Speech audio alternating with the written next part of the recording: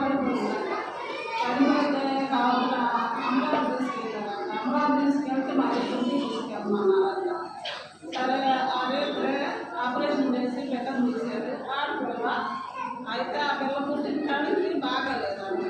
బాగోపోయాక మా పెద్దవాళ్ళు వాళ్ళ వదిన ఇద్దరు కలిసి ఏం చెప్పారు బాగోలేదు అనేది అప్పుడు వాళ్ళ కాడ తీసుకెళ్తామన్నారంటే ఎవరో నర్స్ అన్నమాట రేపు పొద్దున్న తీసుకురమ్మా అన్నట్ట. రేపు పొద్దుకి ఇంకా సీరియస్గా ఉంది ఆ పిల్ల. సీరియస్గా ఉన్నప్పుడు వేసుకొని బాక్స్లో పెట్టారు. బాక్స్లో పెడితే 6 రోజులు కూడా బాక్స్లోనే ఉంది. ఉన్నా కూడా వాళ్ళు ఒక రోజైతే సీరియస్గా ఉందమ్మా నేను చెప్పలేను అన్నారు. మా అబ్బాయి అలా బ్లడ్ చేసి అరే బాగానే ఉంది నేను చూసినప్పుడు మరి ఎందులో అయింది అని అంటే మరి ఏం చేస్తారు. అప్పుడే మా పిల్లలు కూడా వచ్చారు ఇంటికి.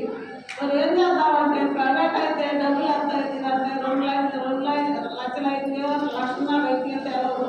మన కాడ రూపాయలు వేసి కానీ దేవుడికి ఎంత ఆపేసి మాస్టర్ గారికి ఓటు చేస్తే వాళ్ళు ప్రార్థన చేశారు.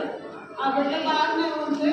ఆ బిడ్డకి 2 సార్లు కూడా గుండె స్కానింగ్ చేశారు. అయినా కూడా మరి మాకు నమ్మకం తక్కువగా ఉన్నాము అర్థం కావట్లేదు అని విజయవాడ రాశారు.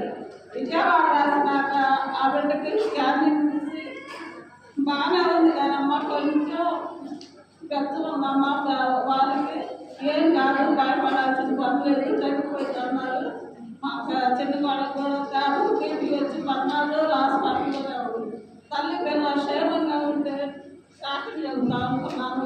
అదే మా జాన్సన్ కూడా 1 నెల రోజులు నోరు చేదమ్మా పని బాగానే ఉన్నారు.